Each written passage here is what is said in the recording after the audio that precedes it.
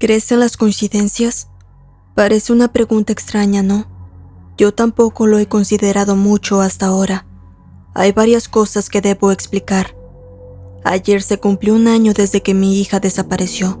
Nunca hubo ninguna nota para el rescate, no se descubrieron los restos y ni siquiera hubo una pizca de evidencia para respaldar las teorías estándares de secuestro u otro acto criminal. Aparte de su ausencia misma, toda la situación se veía impresionantemente limpia. A solo 14 años de edad, había desaparecido sin dejar rastro. Su nombre era Emily.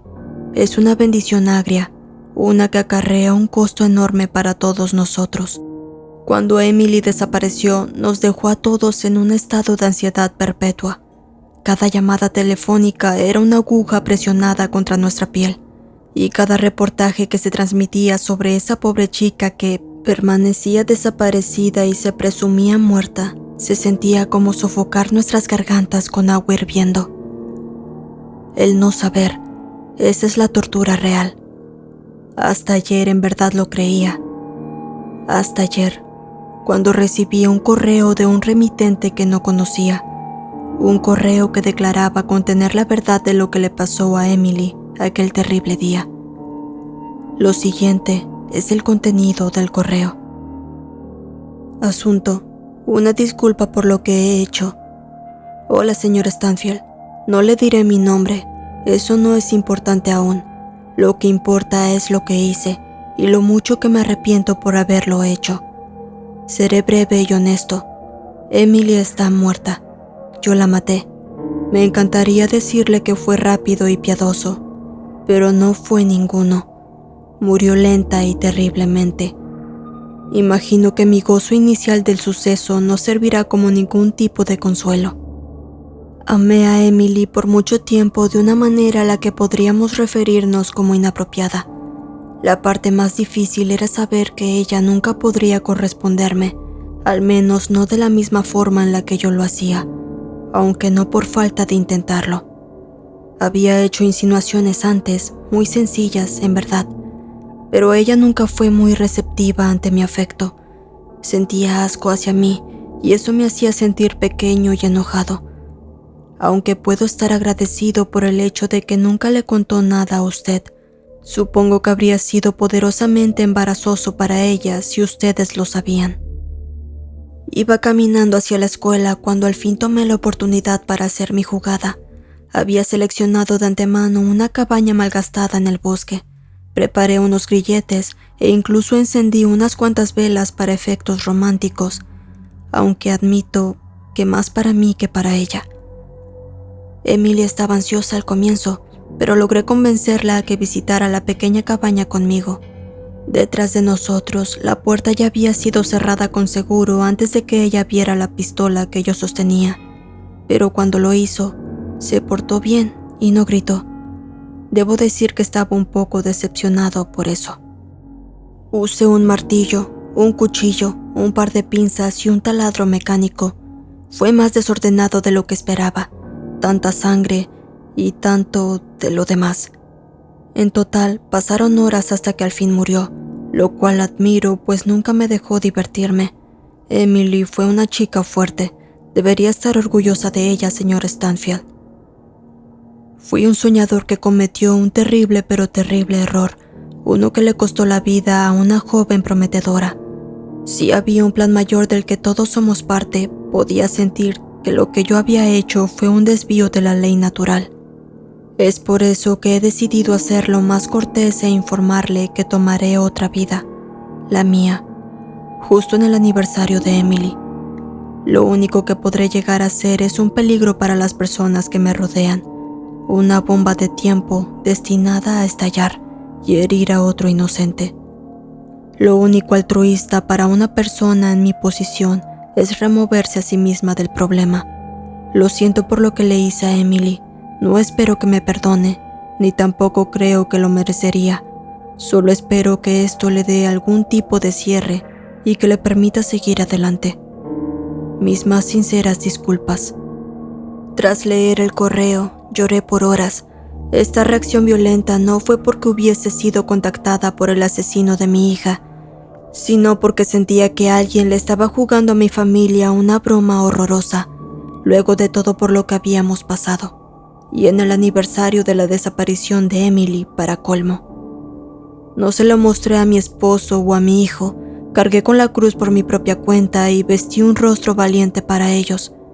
Sabía que el aniversario era duro para todos. No dejaría que el monstruo al otro lado de ese correo destruyera a mi familia. Pero esta mañana escuché un disparo sonoro desde la habitación de Joseph, mi hijo. Para cuando mi esposo y yo forzamos la puerta, era muy tarde.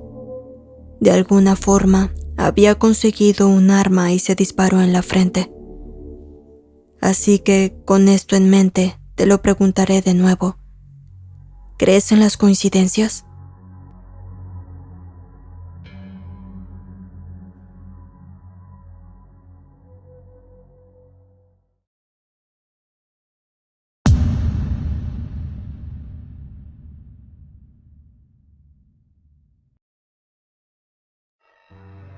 Era un sábado caluroso, cuando me quedé sola en casa de los abuelos. Pasamos a recogerlos para llegar todos juntos al partido de mi hermano, pero al final no pude acompañarlos, porque estaba sintiéndome mal a causa de la elevada temperatura, y mamá no quiso arriesgarme a pasar casi 2 horas sufriendo el clima. Me sentaron frente a la TV, encendieron el clima artificial y me acercaron decenas de bebidas frías, prometiendo volver lo antes posible y dándome indicaciones de llamarlos si algo no iba bien, como si fuese aún una niña pequeña. Pues bueno, mis planes no eran esos. Mi cabeza estaba cerca de reventar. Solo quería recostarme con el menor ruido posible, así que la apagué de inmediato y me recosté en el suelo, que era el lugar más fresco. Apenas estaba por cerrar los ojos cuando la TV se encendió en un canal lleno de estática. Fui a apagarla y la radio se prendió a mis espaldas, haciéndome saltar. Sonaba una canción antigua y deprimente, cantada por una voz grave y entrecortada que me erizaba la piel.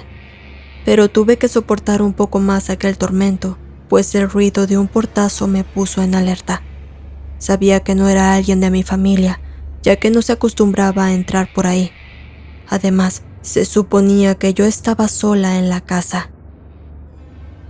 Al llegar al acceso trasero, unas huellas lodosas me sacaron de mi ignorancia. En realidad no estaba sola, y lo más raro es que solo un par de pisadas estaban a la vista. No pude siquiera imaginarme qué rumbo había tomado mi repentino acompañante. Así que, como toda buena persona llena de pánico, fui a protegerme de cualquier calamidad, ocultándome bajo la cama, y desde ahí llamar a mis padres. Pero el teléfono no tenía señal. Igual si lo hubiese tenido, era ya tarde. Ese anunciaba unas pisadas húmedas acercándose, y en ese momento, el ruido de mis dientes al chocar me delató. La cama se hundió por encima de mi cabeza, como si alguien se hubiese sentado en ella, pero no pude ver nada.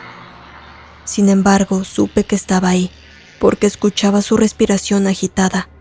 Después el grito seco de una mujer y el violento movimiento de la cama, para que luego todo quedara en calma. Aún así, no me atrevía a salir, ni mi cuerpo estaba listo para hacerlo. Seguía rígido, tendido sobre el suelo. Ni siquiera podía percibir el dolor que me producía morder mi dedo para callar mis gritos.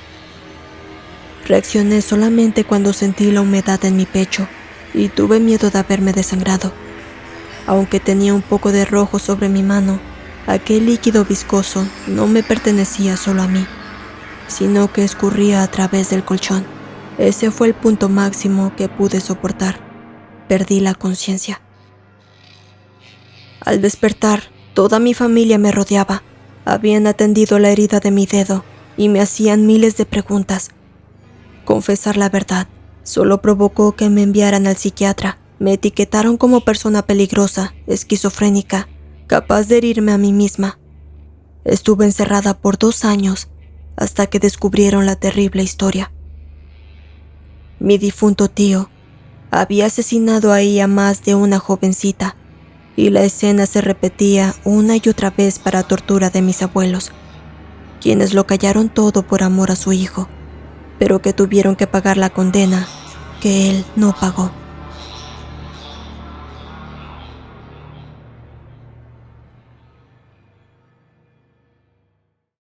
Dale like al video si te gustó, suscríbete y activa la campanita para seguir recibiendo más contenido de horror. Muchas gracias por ver. Hasta la próxima historia.